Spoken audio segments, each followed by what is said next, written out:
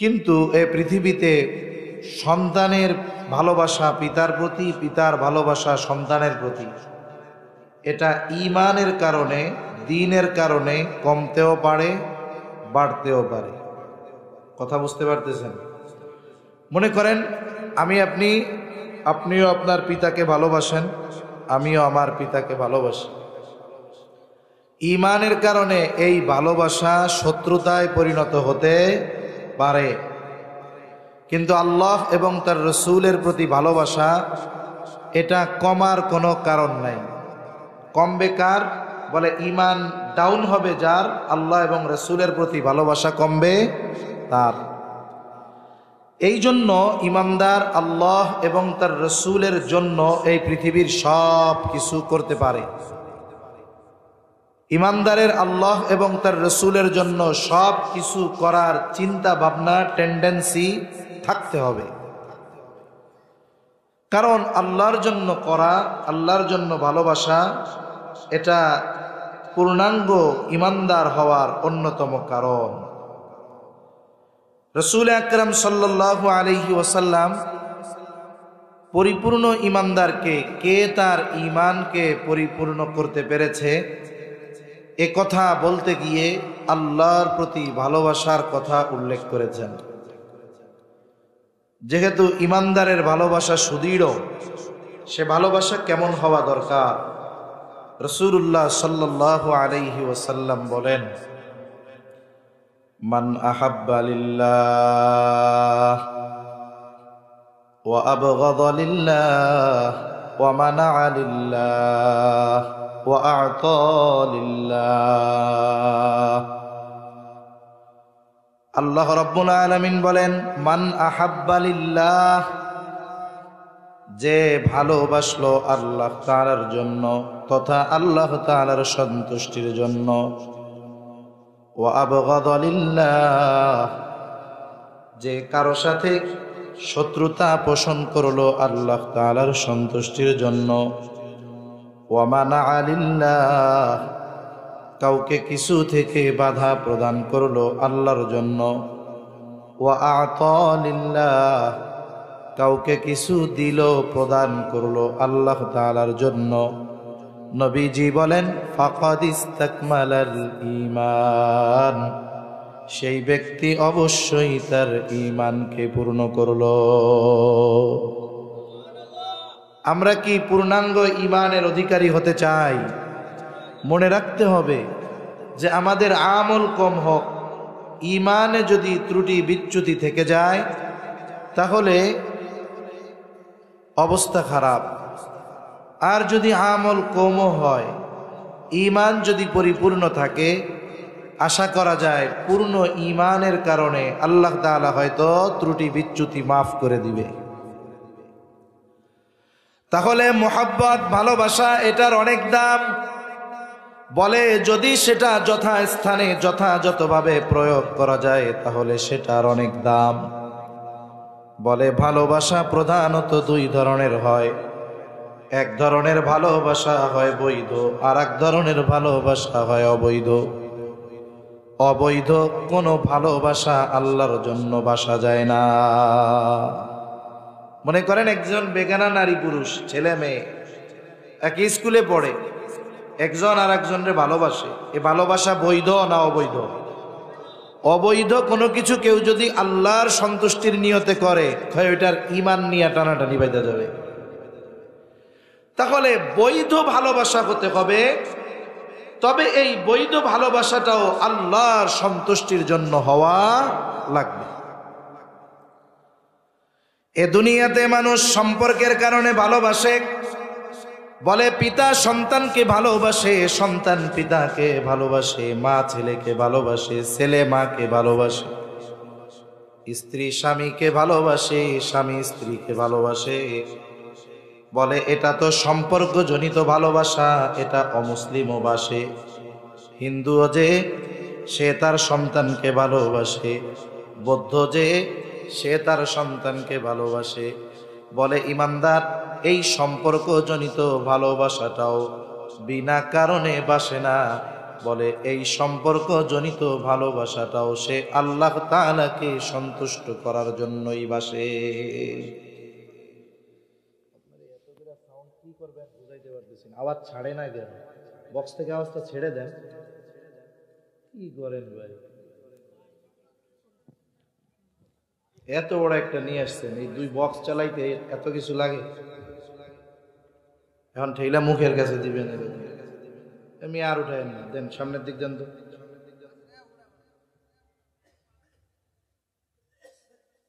এখানে 2টা মাইক লাগাইলে আওয়াজ ভালো ভাই। আপনি কি করেন না, এদিকে একটা মাইক দিলে এনাফ ছিল আওয়াজ, সামনে ফাঁকা, কোনো দেয়াল নেই, সুন্দর আওয়াজ হয়। বক্স ছাড়েন, আওয়াজ ছাড়েন, প্যান প্যান করে যান, আওয়াজটা ছাড়েন, রিভার্ব দেন, আরো ফুল রিভার্ব দেন, ভলিউম দেন, ভলিউম দেন, সাউন্ড বাড়ান, সাউন্ড হবে না। 31 তারিখ রাত তো, এটা গান হইলে আওয়াজ ঠিক হইতো।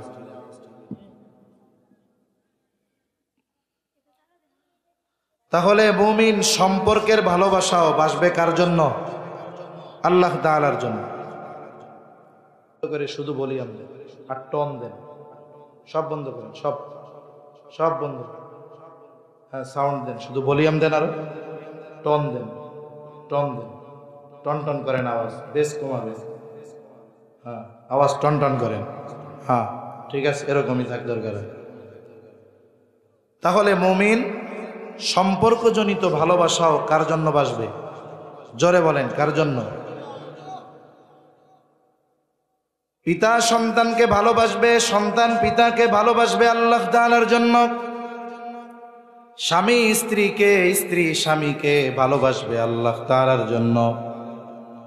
তাহলে সম্পর্কের ভালোবাসা তো আছেই, আবার এই ভালোবাসা যেহেতু বৈধ ভালোবাসা, এই ভালোবাসা যদি একে অপরে আল্লাহর সন্তুষ্টির জন্য বাসে, বলে তাদের এই সম্পর্কজনিত ভালোবাসাটা ইবাদত বলে গণ্য হয়ে যাবে।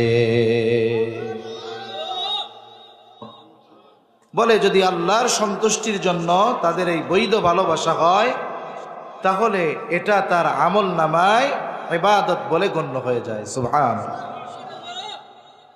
আবার এইটা মনে রাখতে হবে, যাকে আপনি আল্লাহর জন্য ভালোবাসেন, জীবনের যদি কোনো প্রয়োজনে ওই ব্যক্তিকে আল্লাহর জন্য তথা আল্লাহর সন্তুষ্টির জন্য যদি দুশ্মন বানাতে হয়, আল্লাহর সন্তুষ্টির জন্য তাকে দুশ্মন বানাতেও প্রস্তুত থাকতে হবে, ঠিক কিনা? এই জন্য এর পর নবীজি বলেন ওয়া আবগাদালিল্লাহ। নবীজি সাল্লাল্লাহু আলাইহি ওয়াসাল্লাম বলেন, সে শত্রুতা পোষণ করে আল্লাহ তাআলার জন্য। যদি তার বাবার বিরুদ্ধে শত্রুতাও করতে হয়, স্ত্রীর বিরুদ্ধেও যদি করতে হয়, সন্তানের বিরুদ্ধেও যদি করতে হয় শত্রুতা, আল্লাহ তাআলার সন্তুষ্টির জন্য ওই ব্যক্তি শত্রুতা বিরোধিতা করতেও পিছু হটে না।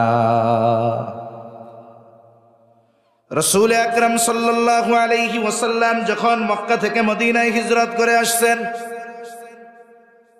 ইতি প্রচন্ড গরম রমজান মাস, প্রথম রোজা ফরজ হয়েছে। আল্লাহ সুবহানাহু ওয়া তাআলা যেই বছর রোজা ফরজ করেছেন, ওই বছর সর্বপ্রথম কাফেরদের সাথে সরাসরি যুদ্ধ মুসলমানদের হয়। বলে ঐতিহাসিক যুদ্ধের নাম হলো বদরের যুদ্ধ।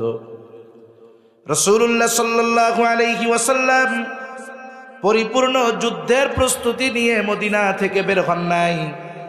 উদ্দেশ্য ছিল আবু সুফিয়ান তার বাণিজ্য কাফেলা নিয়ে সিরিয়া থেকে মক্কার উদ্দেশ্যে ফিরতেছিল।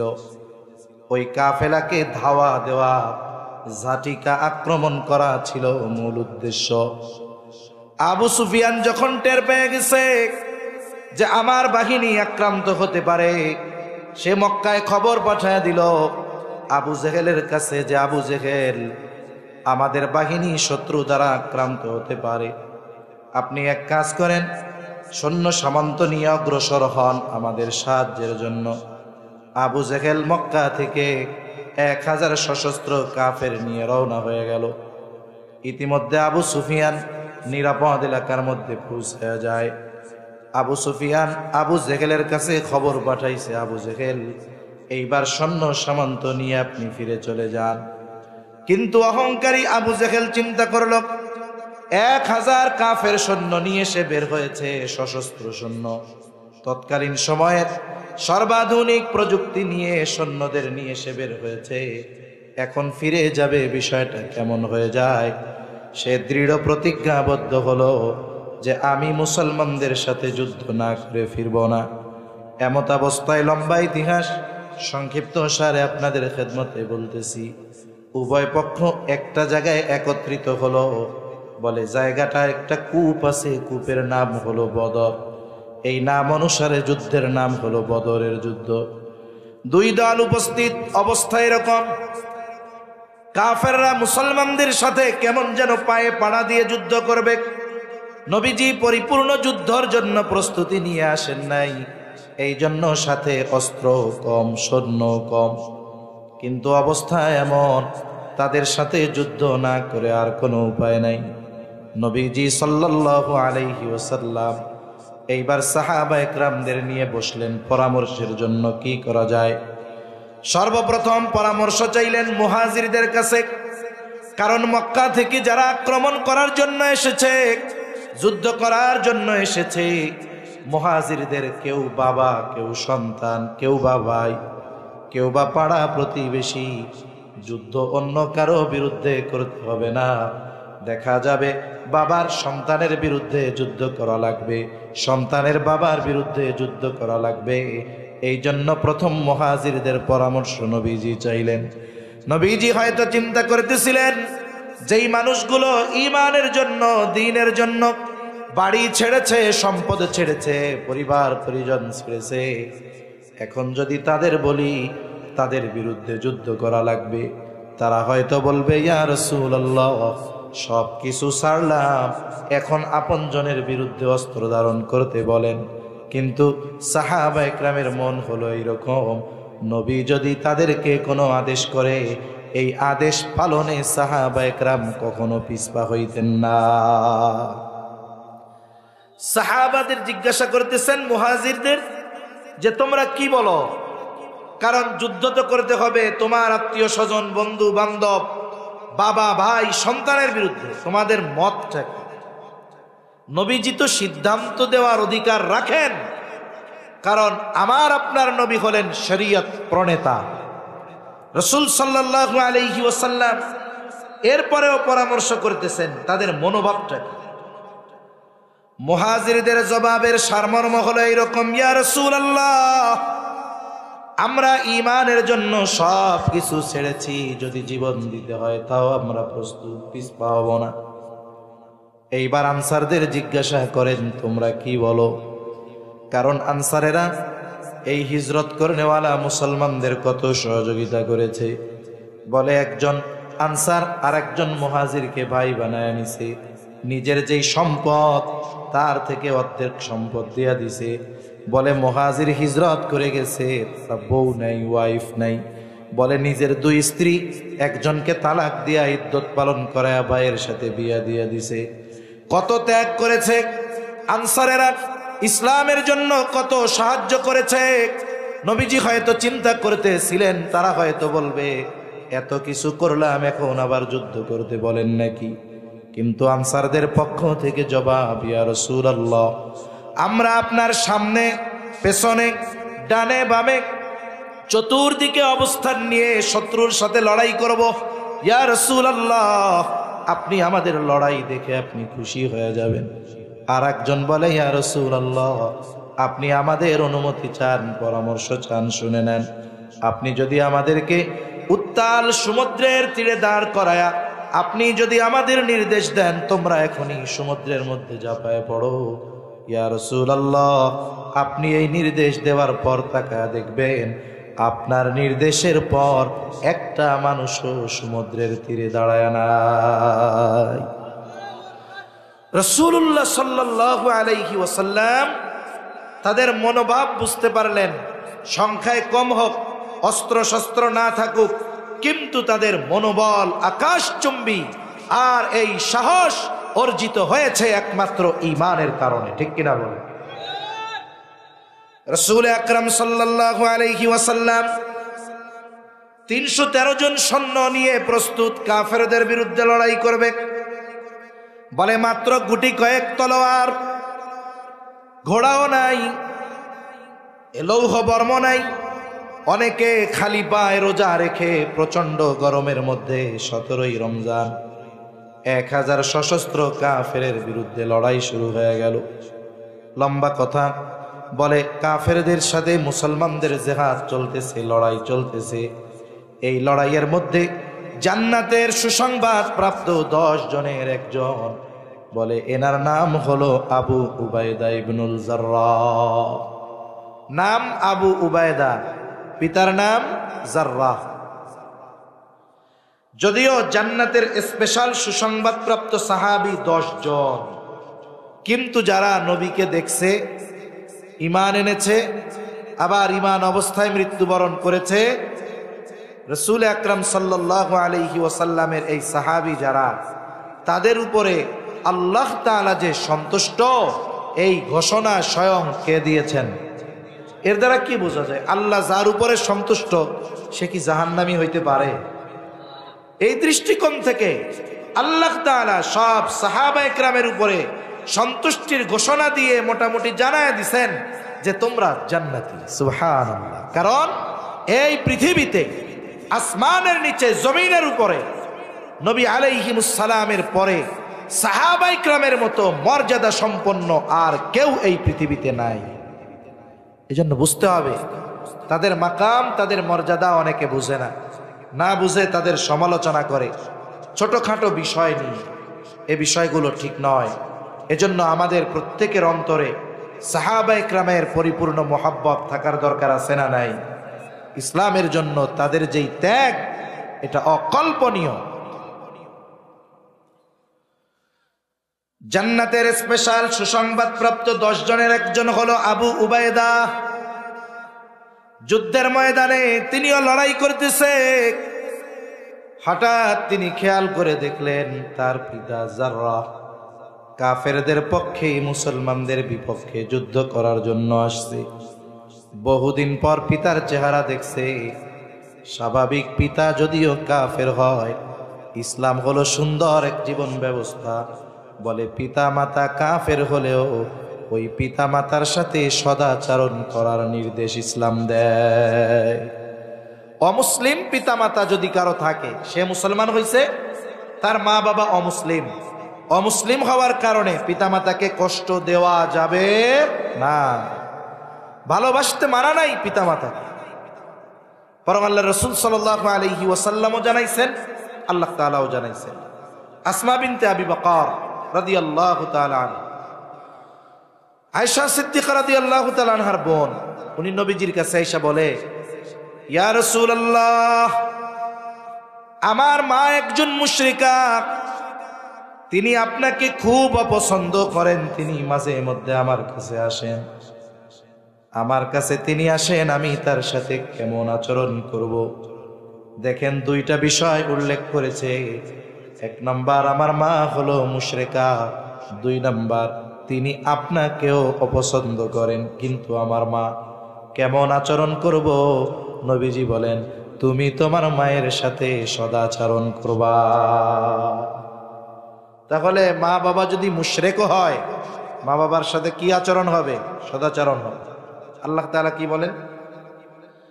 ওয়া ইন জাহাদাকা লিতুশরিকা বিমা লাইসা লাকা বিহি ইলমুন ফালা তুতি'হুমা ওয়া সাহিবহুমা ফিদ দুনিয়া মা'রুফা। আল্লাহ রাব্বুল আলামিন বলেন, ওয়া ইন জাহাদাকা লিতুশরিকা বিমা লাইসা লাকা বিহি ইলম, তোমার যেই ব্যাপারে জ্ঞান নাই, তোমার মা যদি তোমাকে শিরকের আদেশ করে, জোর করে, ওয়া ইন জাহাদাকা লিতুশরিকা বি, শিরিক করার জন্য তোমার মা বাবা যদি তোমার জোর জবরদস্তি করে, আল্লাহ তাআলা সবচেয়ে বেজার হয় শিরিক করলে। আল্লাহ তাআলা কোরআনুল কারীমের মধ্যে বলেন, ইন্নাল্লাহা লা ইয়াগফিরু আন ইউশরাকা বিহি ويغفر ما دون ذلك لمن يشاء। আল্লাহ তাআলা বলেন ইন্নাল্লাহা লা ইয়াগফিরু আন ইউশরাকা বিহি, আল্লাহর সাথে যদি কেউ শিরিক করে আল্লাহ তাআলা এটা ক্ষমা করবেন না। তবে অন্যান্য পাপ যদি কেউ করে অন্যান্যগুলো আল্লাহ তাআলা চাইলে মাফ করে দিবেন, কিন্তু শিরকের গুনাহ আল্লাহ মাফ করবে না। শিরককে আল্লাহ তাআলা মহা জুলুম বলে অভিহিত করেছেন। আল্লাহ তাআলা বলেন ইন্নাশ শিরকা লাযুলমুন আযীম, শিরক হলো মহা জুলুম, মহা অন্যায়। বলে এই মহা জুলুম করার আদেশ যদি কোনো তার পিতা মাতা কাউকে দেয়, আল্লাহ তাআলা বলেন তোমার উপরে আমি রবের নির্দেশ হলো ফালা তুতিউহুমা, পিতা মাতার এই আদেশের আনুগত্য করবা না। তার মানে শিরিক করতে বলছে করবা না, তবে খবরদার শিরিক করতে বলার কারণে ওই পিতা মাতার সাথে তুমি খারাপ আচরণ করবা না। পিতা মাতা যদি কাফের হয়, শিরিক করার আদেশ যদি করে, এই মহা জুলুম মহা অন্যায় করার আদেশ যদি করে, বলেন তো এই পিতা মাতার সাথে খারাপ আচরণ করা যাবে? যাবে না। আল্লাহ তাআলা এরপরে বলেন খারাপ আচরণ তো করবাই না। ওয়াসাহিবুহুমা ফিদ দুনিয়া মা'রুফা, এই দুনিয়ায় তুমি তাদের সাথে সদাচরণ করবা, ভালো ব্যবহার করবা। খবরদার ওই মা শিরিক করার আদেশ করার কারণে খাবার বন্ধ করে দিবা না, ঘর থেকে বের করে দিবা না, ওষুধ কেনা বন্ধ করে দিবা না, বরং ওই মা বাবার সাথেও সদাচরণ করার আদেশ দিয়েছেন কে? জোরে কোন কে? আল্লাহ। এজন্য মা বাবা যদি কাফের হয়, ওই মা বাবার প্রতি যদি ভালোবাসা থাকে সন্তানের, এতে পাপের কিছু আছে? কোনো পাপের কিছু নাই। আবু উবাইদা জিহাদের ময়দানে তাকায়া দেখি বাবা জাররাহ কাফেরদের পক্ষে মুসলমানদের বিপক্ষে যুদ্ধ করতেছে। অনেক দিন পর বাবাকে দেখছে, বাবার প্রতি মহব্বত ভালোবাসা অন্তরে জাগ্রত হয়ে গেছে।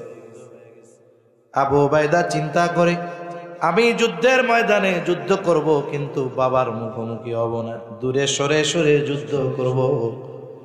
আবু উবাইদা দূরে সরে সরে যুদ্ধ করতেছে। হাদিসের মধ্যে আসছে তবে বাবাকে সে খেয়াল রাখতেছে। কি করে? প্রথমবার খেয়াল করলো দূরের থেকে, তার বাবা নবীজির উপরে আক্রমণ করার জন্য টার্গেট নিয়েছে। আবু উবাইদা দৌড়ে গিয়ে বাবাকে প্রতিহত করে দিছে।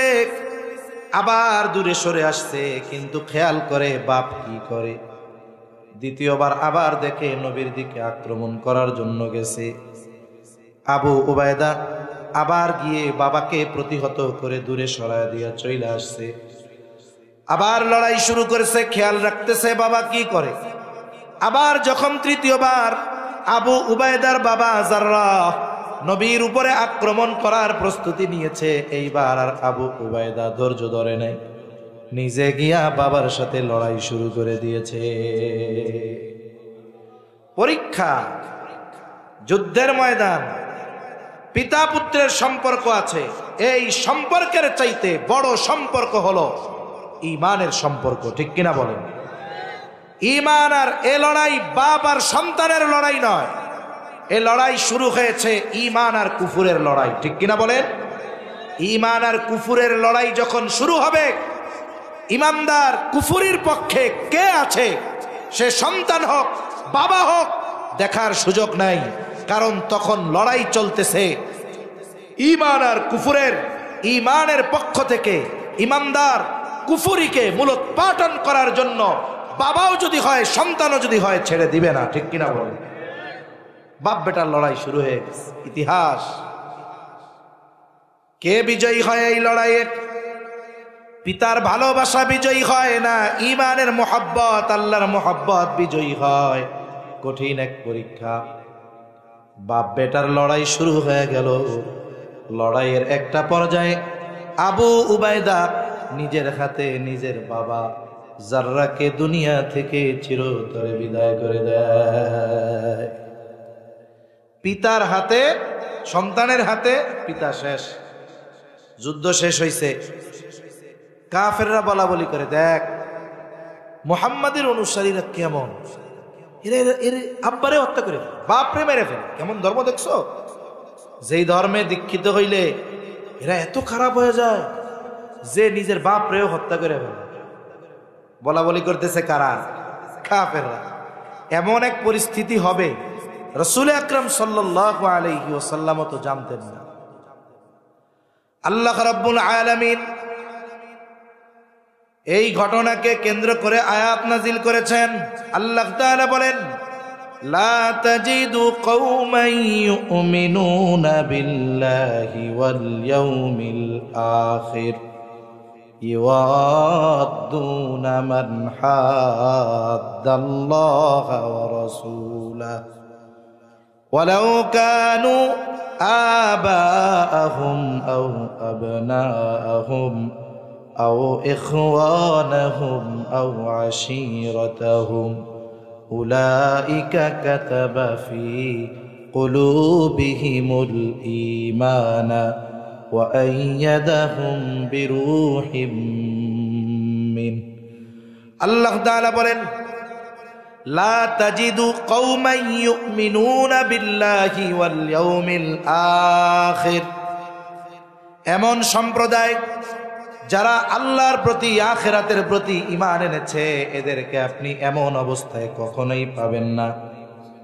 যে ইওয়াদ্দুনা মান হাদ্দাল্লাহা ওয়া রাসূলাহু, বলে যারা আল্লাহ এবং তার রাসূলের প্রতি বিদ্বেষ লালন করে এই ধরনের মানুষকে তারা ছেড়ে দেয় বা এই ধরনের মানুষের সাথে তারা সম্পর্ক রাখে, এমন আপনি কখনো পাবেন না। তার মানে যারা আল্লাহ এবং তার রাসূলের উপরে ঈমান এনেছে ওই মানুষগুলো আল্লাহ এবং রাসূল বিদ্বেষী যারা এদের সাথে কোনো সম্পর্ক রাখে না, বলে ওই আল্লাহ এবং রাসূলের বিদ্বেষ লালনকারী ওয়ালাউ কানু আবাআহুম, যদি আল্লাহ এবং রাসূলের ওই দুশমন যদি তাদের বাবাও হয়, আও আবনাআহুম যদি তাদের সন্তানও হয়, আও ইখওয়ানাহুম যদি তাদের ভাইও হয়, আও আশিরাতাহুম এক কথায় পাড়া প্রতিবেশী যে হয় হোক না কেন, আল্লাহ এবং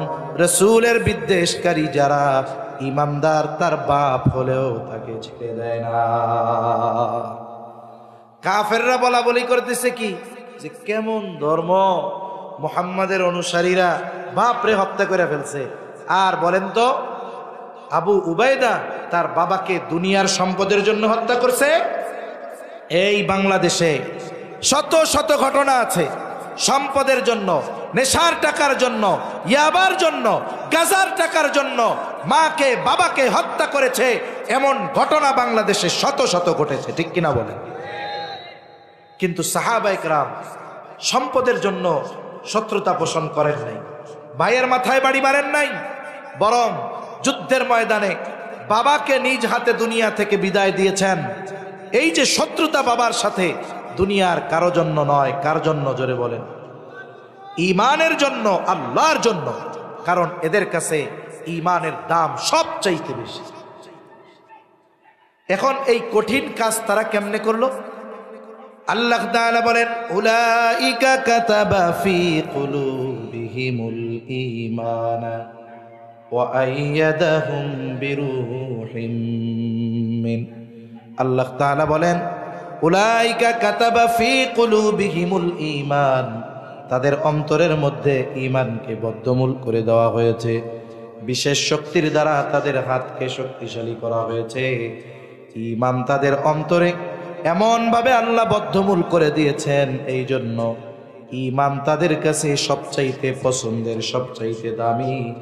ঈমানের জন্য গোটা পৃথিবী তারা ছাড়তে পারে, আল্লাহর জন্য, রাসূলের জন্য গোটা পৃথিবী ছাড়তে পারে, তবু এই মানুষগুলো ঈমান ত্যাগ করতে পারে না।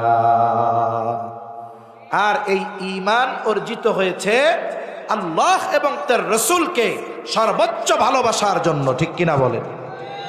আল্লাহ তাআলা বলেন, তোমরা তো মনে করতেছো এরা খারাপ কাম করছে না, এদের আগাম জান্নাতের সুসংবাদ দিয়ে দিচ্ছে। আল্লাহ বলে, ওয়ায়ুদখিলুহুম জান্নাতিন তাজরি মিন তাহতিহাল আনহার। আল্লাহ তাআলা বলেন, তাদেরকে এমন জান্নাতে প্রবেশ করানো হবে, দুনিয়ায় তোমরা যা কও কও, মরার পরে তাদের জন্য পুরস্কার আছে, যেই জান্নাতের পাদদেশ দিয়ে আছে প্রবাহিত নহর, সেখানে তারা থাকবে অনন্তকাল। কি কাল? জোরে বলেন। এরপরে আল্লাহ তাআলা বলেন রাদিয়াল্লাহু আনহুম ওয়া রাদু আন।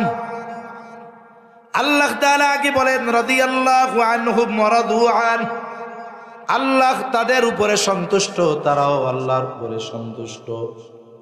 আল্লাহ তাআলা বলেন এই মানুষগুলো যারা যারা আমার জন্য ভালোবাসে, আমার জন্য শত্রুতা করে, বাপকেও ছেড়ে দেয় না, জানো এরা কার লোক? আল্লাহ তাআলা বলেন উলাইকা হিজবুল্লাহ।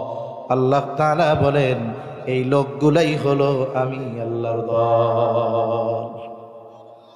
তাহলে চিন্তা করে দেখেন যে সাহাবা ইকরামের আল্লাহর প্রতি ভালোবাসা কেমন ছিল। এরা আল্লাহর জন্য মানুষকে ছেড়ে দিত, আল্লাহর জন্য বাপকেও ছাড় দিত না। হযরত আলী রাদিয়াল্লাহু তাআলা আনহু যেমন যুদ্ধের ময়দানে এক ইহুদির নিচে বালায় দিছে, একেবারে তরবারি চালনা করবে, শেষ করে দিবে এই অবস্থা। এই মুহূর্তে হঠাৎ করে ইহুদি আর কিছু করার নাই, থুতু মেরে দিছে মুখে। আলী রাদিয়াল্লাহু তাআলা আনহুর গায়ে মুখে থুতু লেগে গেছে। স্বাভাবিক বিষয়টা কি ছিল? বলে রাগ আরো বাড়ার কথা ছিল, ঠিক কিনা বলে? কিন্তু হযরত আলী রাদিয়াল্লাহু তাআলা ইহুদির উপর থেকে সরে গেলেন, তাকে ছেড়ে দিলেন। ইহুদি অবাক, হায় রে, আমি তো চিন্তা করছি আমাকে নৃশংসভাবে হত্যা করবে থুতু মারার পর, কিন্তু সে দেখি আমারে আরো ছেড়ে দিল, কারণটা কি? এইবার ইহুদি জিজ্ঞাসা করে, আলী রে, আমাকে এই অবস্থায় পাওয়ার পরেও তুমি ছেড়ে দিলা কেন?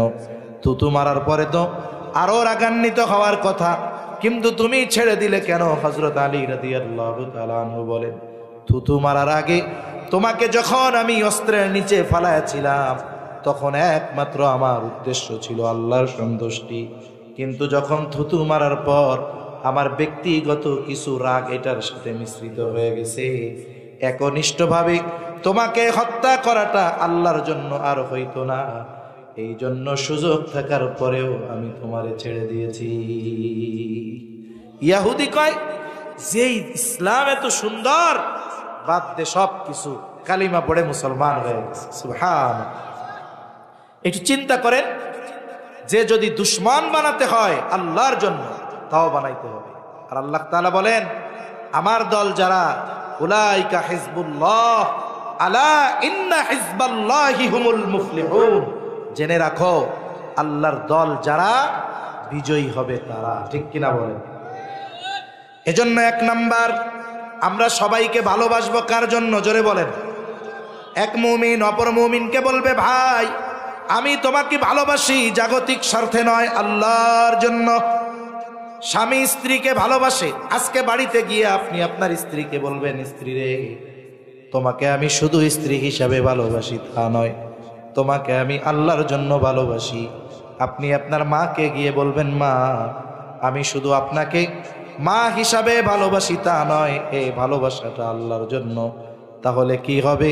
বলে এই মায়ের ভালোবাসা, স্বামীর ভালোবাসা, স্ত্রীর ভালোবাসা, সন্তানের ভালোবাসা আল্লাহর জন্য যদি হয়, বলে ওই ভালোবাসাটাও ইবাদত বলে গণ্য হয়ে যাবে। আবার যদি কারো সাথে আমার শত্রুতা পোষণ করতে হয়, জাগতিক স্বার্থে করব না, করব কার জন্য? আল্লাহর জন্য।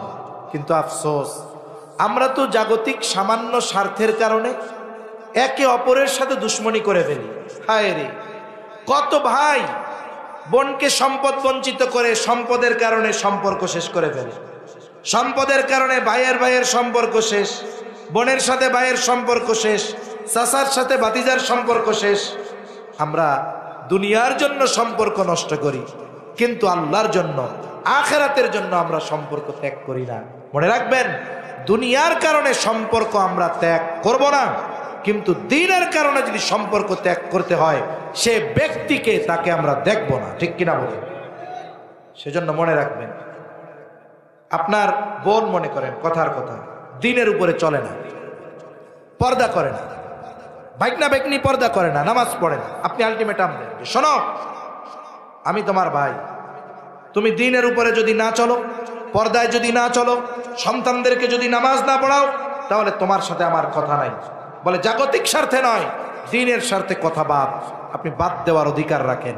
কিন্তু জাগতিক কারণে 3 দিনের বেশি এক মুসলমান অপর মুসলমানের সাথে রাগ হয়ে কথা বন্ধ রাখতে পারে না। যদি কারোর সাথে এরকম দ্বন্দ্ব থেকে থাকে জাগতিক কারণে, তর্ক বিতর্ক, আপনি আগে গিয়ে সালাম দিবেন, মুসাফা করবেন, কথা বলবেন। আপনি আগে বললেন, তার মানে আপনি জয়ী হয়ে গেলেন।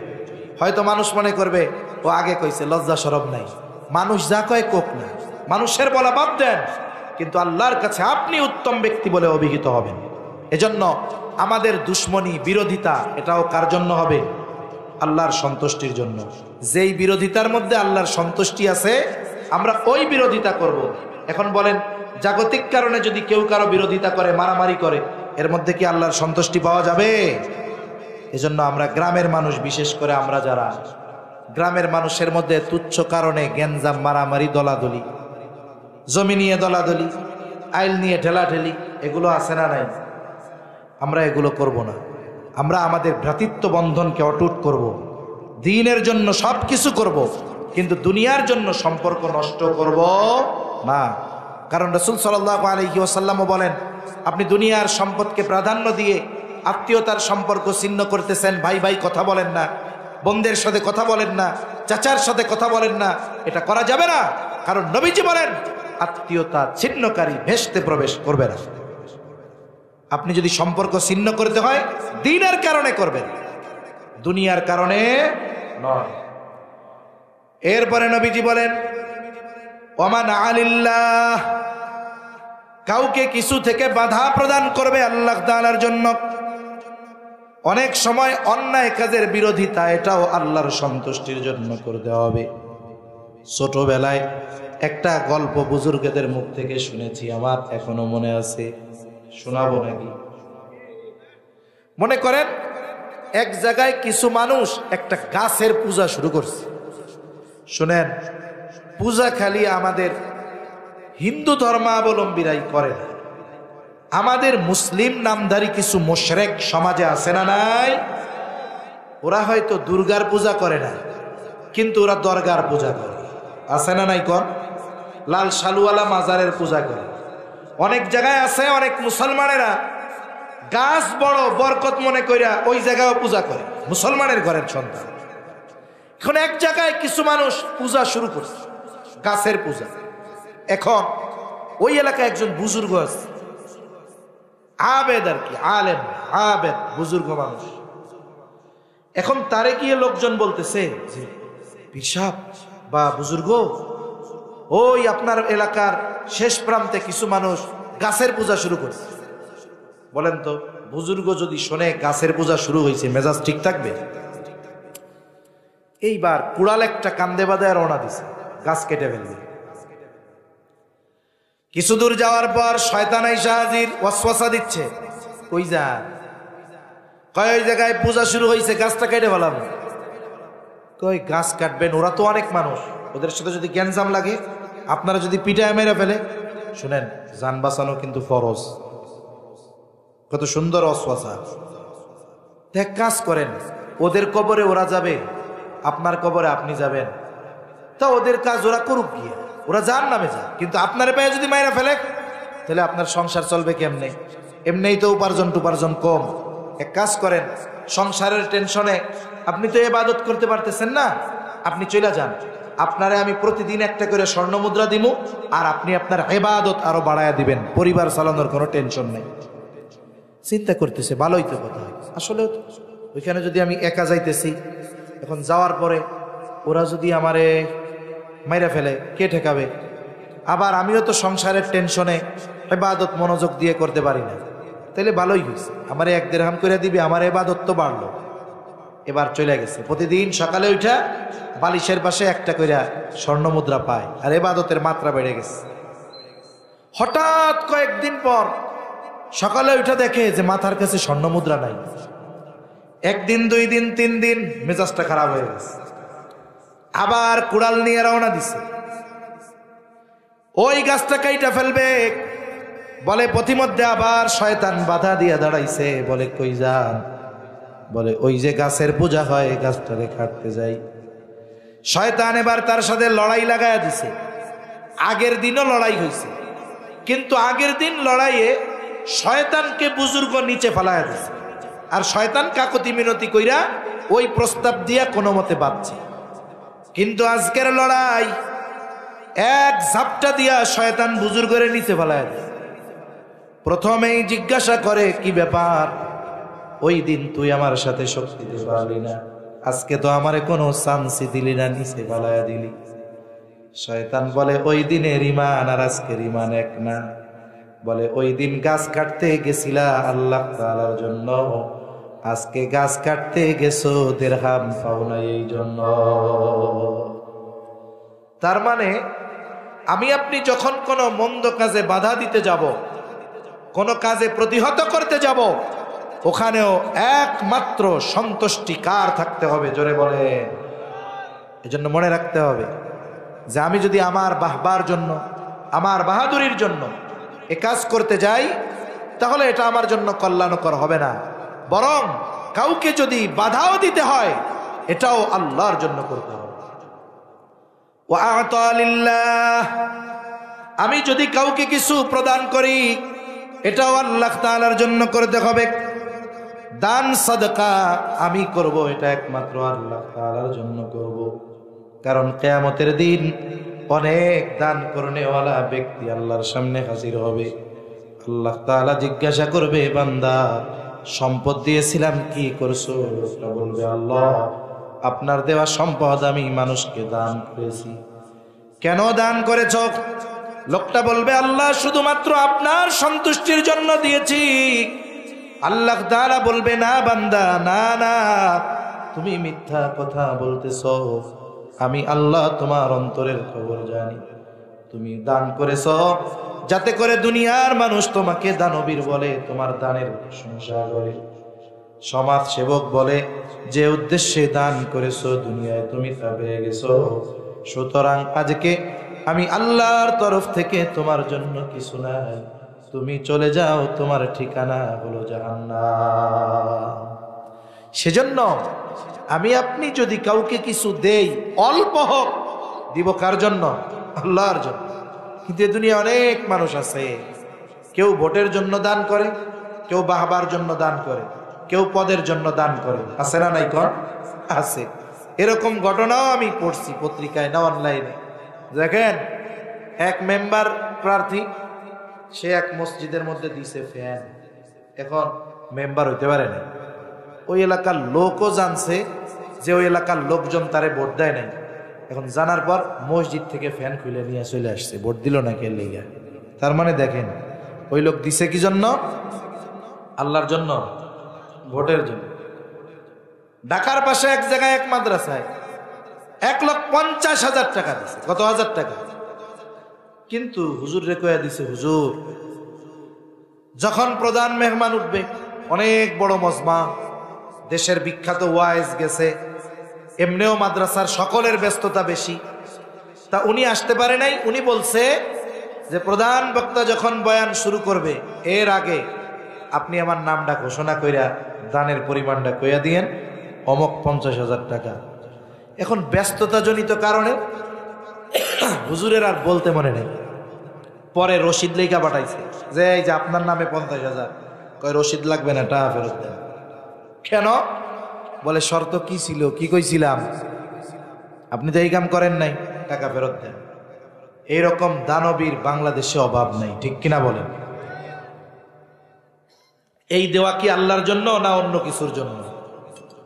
এজন্য মনে রাখবেন, আমরা 2টা টাকা দান করি, 10টা টাকা দান করি, যাকেই যা দেই না কেন, একমাত্র কার খুশির জন্য দিব? আল্লাহর নবী এই কথাই বলেন, মান আহাব্বা লিল্লাহ, যে ভালোবাসবে আল্লাহ তাআলার জন্য, ওয়া আবগাদা লিল্লাহ, রাগান্বিত বা দুশ্মনী ক্রোধ দেখাবে আল্লাহ তাআলার জন্য, ওমান আলিল্লাহ, কিছু থেকে বাধা প্রদান করবে আল্লাহ তাআলার জন্য, ওয়া আতা লিল্লাহ, কাউকে কিছু প্রদান করবে আল্লাহ তাআলার জন্য, নবীজি বলেন ফাকাদ ইস্তাকমালাল ঈমান, ওই ব্যক্তি অবশ্যই তার ঈমানকে পূর্ণ করলো। তাহলে ঈমানদার আল্লাহ তাআলাকে ভালোবাসে সুদৃঢ় ভালোবাসা। দ্বিতীয় আরেকটা হাদিস আপনাদের খেদমতে পাঠ করেছিলাম, যেই হাদিসের মধ্যে নবীজি বলেন লা ইউমিনু আহাদুকুম হাত্তা আকুনা আহাব্বা ইলাইহি মিন ওয়ালিদিহি ওয়া ওয়ালাদিহি ওয়ান নাসি আজমাইন। মুমিন এক নম্বরে আল্লাহ তাআলাকে ভালোবাসবে, দুই নম্বরে মুহাম্মাদুর রাসূলুল্লাহ সাল্লাল্লাহু আলাইহি ওয়াসাল্লামকেও ভালোবাসবে। নবীকে ভালোবাসবো কতটুকু? হযরত ওমর রাদিয়াল্লাহু তাআলা আন নবীজির সাথে পথ চলতেছে। হযরত ওমর বলেন ইয়া রাসূলুল্লাহ, আমার জীবনের পরে আমি আপনাকে সবচাইতে বেশি ভালোবাসি। নবীজি বললেন না ওমর, হয় না। ওমর বুঝতে পারলেন, চুপ হয়ে গেলেন। একটু পরেই বলে ইয়া রাসূলুল্লাহ, এই মুহূর্ত থেকে আমি আপনাকে আমার জীবনের চাইতেও বেশি ভালোবাসি। তাহলে বলেন আমরা নবীকে ভালোবাসবো নিজের জীবনের চাইতে বেশি না কম? জীবনের চাইতেও বেশি নবীকে ভালোবাসতে হবে। নবীকে ভালো কিভাবে বাসবো? একটা জিনিস হলো, যদি কাউকে সামনে পাওয়া যায় সর্বোচ্চ ভালোবাসা প্রদর্শন করা যায়, তাই না? সামনে থাকলে সর্বোচ্চ ভালোবাসা দেখানো যায়। নবীজি সাল্লাল্লাহু আলাইহি ওয়াসাল্লাম জানেন উম্মত আমাকে ভালোবাসার চিন্তায় চিন্তিত থাকবে, এই জন্য নবী তাকে ভালোবাসার পদ্ধতি নিজে বলে দিয়েছেন। মনে রাখবেন, একজন লোক দেখতে হলো কালো, দেখতে কি জোরে গণ, কিন্তু নাম হইল তার ধলা মিয়া। কি মিয়া? এখন বলেন তো, ওর নাম ধলা মিয়া বলে কি ও ধলা হয়ে গেছে? ধলা মানে তো সাদা আর কি, আপনাকে এই ধলা না আবার। এখন ধলা মিয়া মানে কি? সাদা।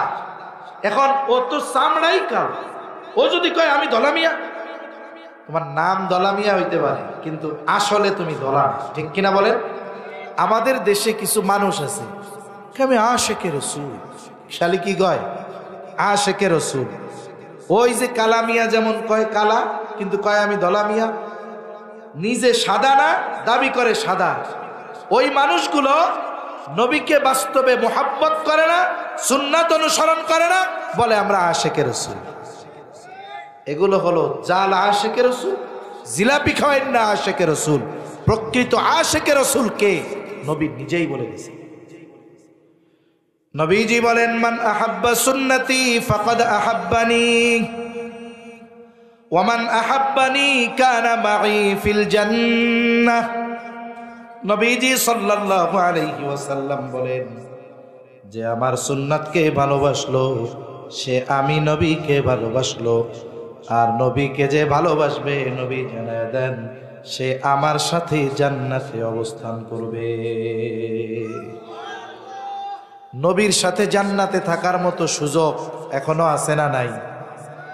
সাহাবায়ে কেরাম নবীর সাথে জান্নাতে থাকতে পারবে এই সংবাদ শুইনা কত খুশি হইছে। বলে ইসলাম গ্রহণের পরে আর কোন কথায় সাহাবায়ে কেরাম এত খুশি হয় নাই। সুবহানাল্লাহ। সেই নবীর সাথে জান্নাতে থাকার সুযোগ আমাদের আছে। বলে কিসের মাধ্যমে? নবীর সুন্নাতকে মহব্বত করার মাধ্যমে। এখন আপনি অফার পাইছেন। অফার কি দিছে? এক কোম্পানি আপনারে অফার দিছে যে আমাদের এই প্রোডাক্ট কিনলে মক্কার ক্লক টাওয়ারে 5 দিন 5 রাত থাকার সুযোগ, সাথে সাথে Dhaka Jeddah Dhaka air ticket সম্পূর্ণ ফ্রি। অফার কি পাইছেন? বিমানে চড়া মক্কা যাবেন, মক্কার সবচাইতে অত্যাধুনিক হোটেলে থাইকা উমরা পালন করবেন, বাইতুল্লাহ রুমে বসে বসেও দেখবেন। এত বড় সুযোগ, কিন্তু অফার পাইছেন ঠিক, পাসপোর্টও নাই, ভিসাও নাই। অফার ভোগ করার সুযোগ আছে? বলে অফার যদি ভোগ করতে হয় তাহলে তো পাসপোর্ট লাগবে। ওই ক্লক টাওয়ারে যদি থাকতে হয় মক্কায় তো আগে পৌঁছাইতে হবে। এখন পাসপোর্ট ভিসা যদি না থাকে পৌঁছানোর অবস্থা আছে? নবীর সাথে জান্নাতে থাকার অফার আছে, তবে আগে তো জান্নাতে যাইতে হবে। কে জান্নাতে যাবে? নবীজি বলেন কুল্লু উম্মতি ইয়াদখুলুনাল জান্নাতা ইল্লা মান আবা। নবী বলেন আমার সব উম্মত জান্নাতে প্রবেশ করবে, আবা উম্মত ছাড়া। জিজ্ঞাসা করা হলো ইয়া রাসূলুল্লাহ, কে আবা উম্মত? নবীজি বলেন মান আতাআনি দাখালাল জান্নাহ ওয়া মান আসানি ফাকাদ আবা। বলে যে আমার আনুগত্য করলো সে জান্নাতে প্রবেশ করবে, আর যে আবা উম্মত সে আমার আনুগত্য করলো না, ওমান আসানি আমার আনুগত্য করে নাই, বলে সে আবা উম্মত, সে জান্নাতে প্রবেশ করতে পারবে না। তার মানে নবীর সুন্নাতকে মোহাব্বত করে যদি অনুসরণ করা হয়, নবীর সাথে জান্নাতে যে অবস্থান করার সুযোগ আছে না নাই? শুনেন আর একটা কথা সর্বশেষ, আল্লাহ তাআলাকে যদি ভালোবাসতে হয়, আল্লাহরে তো ভালোবাসতে চাই, আল্লাহ তাআলাও আল্লাহকে ভালোবাসার কথা আমাদের জানায় দিয়েছেন। এখন কেমনে ভালোবাসি? আল্লাহর জন্য তো শত্রুতা করি, মোহাব্বত করি, ভালোবাসি, তবে আল্লাহকেও তো ভালোবাসতে চাই। কি করলে আল্লাহরে ভালোবাসা হবে? আল্লাহ তাআলাও বলেন কুল ইন কুনতুম তুহিব্বুনাল্লাহা ফাত্তাবিউনি ইউহিব্বুকুমুল্লাহ। আল্লাহ তাআলা বলেন ঈমানদার আমাকে ভালোবাসতে চায়, আপনি বইলা দেন ইন কুনতুম তুহিব্বুনাল্লাহ, তোমরা যদি আল্লাহকে ভালোবাসতে চাও কি করবা? ফাত্তাবিউনি। আল্লাহ তাআলা বলেন হাবিব আপনি বলে দেন আমার অনুসরণ করো, মানে নবীর অনুসরণ করো। আমরা যদি নবীর অনুসরণ করি কি হবে? বলে ও আমার বান্দা চিন্তা কইরো না, আমার নবীর অনুসরণ যদি করো আমাকে ভালোবাসা নিয়ে চিন্তা করা লাগবে না। ইউহিব্বুকুমুল্লাহ, তাহলে আল্লাহ তাআলা তোমাকে ভালোবাসবে। এখন কোন নবীর অনুসরণ করলে জান্নাতে যাওয়া যায়, নবীর অনুসরণ করলে কার ভালোবাসা পাওয়া যায়? জোরে কার? আল্লাহর ভালোবাসা পাওয়া যায়। আল্লাহ যদি বান্দারে ভালোবাসে লাভ কি? এখন আপনি কইবেন দুনিয়ার লাভ কি আছে? এটা কোন আমাগো অভ্যাস হইল, আমরা হলো দুনিয়া চাই আগে, নগদটা চাই। নগদটা কি আগে এটা শুনি। হাদিসের মধ্যে আসছে নবীজি বলেন যখন আল্লাহ তাআলা কাউকে ভালোবাসে, জিবরাইল আলাইহিস সালামকে ডেকে বলে ও জিবরাইল আমি দুনিয়ার অমুককে ভালোবাসি, তুমিও তাকে ভালোবাসো। এইবার জিবরাইল আলাইহিস সালাম তাকে ভালোবাসতে শুরু করে। জিবরাইল আলাইহিস সালাম আসমানের মধ্যে ঘোষণা করে দেয় ও আসমানের বাসিন্দারা, দুনিয়ার অমুক ব্যক্তি তাকে আল্লাহ ভালোবাসে, আমিও ভালোবাসি, তোমরাও ভালোবাসো। নবীজি বলেন ওই লোকটাকে এবার আসমানের বাসিন্দা তথা ফেরেশতারা ভালোবাসতে শুরু করে। আসমানের বাসিন্দারা ভালোবাসে, আসমানের বাসিন্দারা ওই ব্যক্তিকে চেনে, নাম জানে, পরিচয় জানে। আরে আমরা তো দুনিয়ার সেলিব্রিটিদেরকে দেখে পাগল হয়ে যাই, অথচ এই দুনিয়ায় এমন সেলিব্রিটি আছে দুনিয়ার মানুষ হয়তো চিনে না, কিন্তু আসমানের ফেরেশতাদের কাছে সে সেলিব্রিটি। এখন আসমানের বাসিন্দারা তাকে ভালোবাসতে শুরু করে। ফলশ্রুতিতে কি হয়? নবীজি বলেন আল্লাহ তাআলা মানুষের মধ্যে ওই ব্যক্তির গ্রহণযোগ্যতা, ভালোবাসা পয়দা করে দেয়। সুবহানাল্লাহ বলেন। আপনাদের অঞ্চলের অনেক বড় বড় বুজুর্গ আছে, শায়েখে বালিয়া আছে না নাই? দুনিয়া থেকে চলে গেছে। মনে করেন যারা চীনে দেখছে এরাও দেখলে মুহাম্মতের সাথে বলে রহমাতুল্লাহি আলাইহি। যারা দেখে নাই এরাও নাম শুনলে একটা শ্রদ্ধা, ভক্তি, মোহাব্বত, ভালোবাসা কাজ করে, কি করে না? কেন? ওনার পোলাপান কি আপনাকে চা বিস্কুট খাওয়াইয়া কইছে যে আমার আব্বারে তোমরা একটু ভালোবাসো? কেন ভালোবাসেন? বলে আসমানের সেলিব্রিটি তো এইগুলা, এনারা ফেরেশতাদের কাছে সেলিব্রিটি, আসমানওয়ালার মোহাব্বত পেয়েছে, ভালোবাসা পেয়েছে। ফেরেশতাদের ভালোবাসা পাওয়ার কারণে এই গ্রহণযোগ্যতা জমিনে আল্লাহ তাআলা তাদেরকে দিয়ে দিয়েছে। ঠিক কিনা বলেন? এজন্য আমরা যদি নবীর সুন্নাত অনুসরণ করি তাহলে আমাদের লস আছে, দুনিয়াও কামিয়াব আখিরাতও কামিয়াব। আমার মূল কথাই এইটা যে এই জীবনের ভালোবাসা মোহাব্বত বৈধতার সাথে কাজে লাগাই। আমার স্ত্রী সন্তান পরিবার পরিজন বন্ধু বান্ধব সবাইকে ভালোবাসি, তবে এই ভালোবাসা কার জন্য বাসবো জোরে বলেন? আল্লাহর জন্য। শত্রুতা যদি করি আল্লাহর জন্য করি। জাগতিক কোনো কারণে কাউকে আমি দুশ্মন বানাবো না। যদি জাগতিক কারণে কারোর সাথে কোনো দ্বন্দ্ব হয় তাহলে কি হবে? বলে যিনি বিজ্ঞ সমাজের গ্রহণযোগ্য দিনদার ব্যক্তি তার কাছে গিয়ে উভয়ের মধ্যে যেই দ্বন্দ্ব এটা আমরা নিরসন করে ফেলব। মুসলমানের সম্পর্ক হবে ভাইয়ের মতো। মনে রাখতে হবে রক্তের ভাই ও দ্বীনের কারণে আলাদা হতে পারে, কিন্তু ইমানের সম্পর্ক এটা আরো গভীর আরো মজবুত, ঠিক কিনা বলেন? এজন্য আমাদের ভ্রাতৃত্ব বন্ধন অটুট করার দরকার।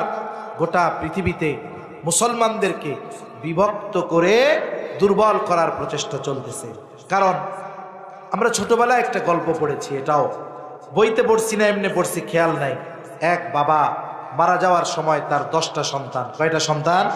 10টা সন্তান। হযরতকে নিয়ে আসতে বলেন 10টা সন্তান। এখন 10 সন্তানকে বললেন যাও তোমরা এক একজন এক একটা করে লাঠি নিয়ে আসো। এবার 10 সন্তান 10টা লাঠি নিয়ে আসছে। এবার প্রত্যেককে বলছে যে প্রত্যেকেরটা ভেঙে ফেলো। এবার ভেঙে ফেলছে। এইবার আবার বলছে যাও প্রত্যেককে একটা একটা করে লাঠি আনো। এবার 10 জনে 10টা আনছে। 10টাকে একসাথে বাঁধা হয়েছে, এক একজনের দেওয়া হইল যে ভাঙবো।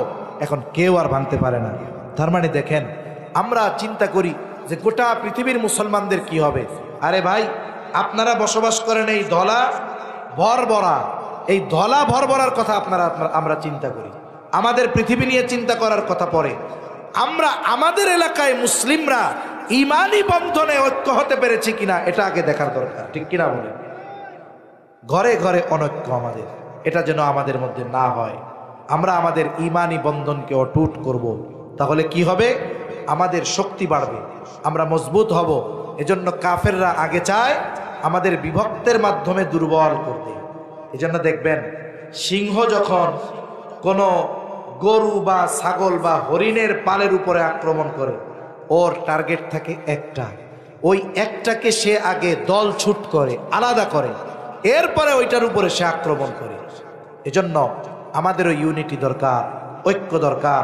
এজন্য আল্লাহ রসুল যা বলে দিয়েছেন যে যদি আমার কারোর সাথে দুশ্মনী করতে হয় আমি আল্লাহর জন্য দ্বীনের কারণে করব। জাগতিক কারণে যদি কারোর সাথে মনোমালিন্যতা হয়েও যায় এটা দীর্ঘস্থায়ী না করে আমরা দুই ভাই মিলে যাব। আর নবীজিও বলেন দ্বন্দ্ব লাগছে কথা বন্ধ, যে আগে কথা শুরু করবে বলে ওই দুইজনের মধ্যে যে আগে কথা শুরু করলো সে হলো উত্তম ব্যক্তি। সুবহানাল্লাহ। সাথে সাথে কাউকে কিছু দিব আল্লাহর জন্য, কিছু থেকে বাধা প্রদান করব আল্লাহর জন্য। আর রাসূল সাল্লাল্লাহু আলাইহি ওয়াসাল্লামকেও সর্বোচ্চ মহাব্বত আমাদের করতে হবে। কারণ নবীজি বলেন তোমাদের মধ্যে কেউ ততক্ষণ পর্যন্ত মুমিন হতে পারবে না, ইমানদার হতে পারবে না, যতক্ষণ না সে তার পিতা মাতা সন্তান সন্ততি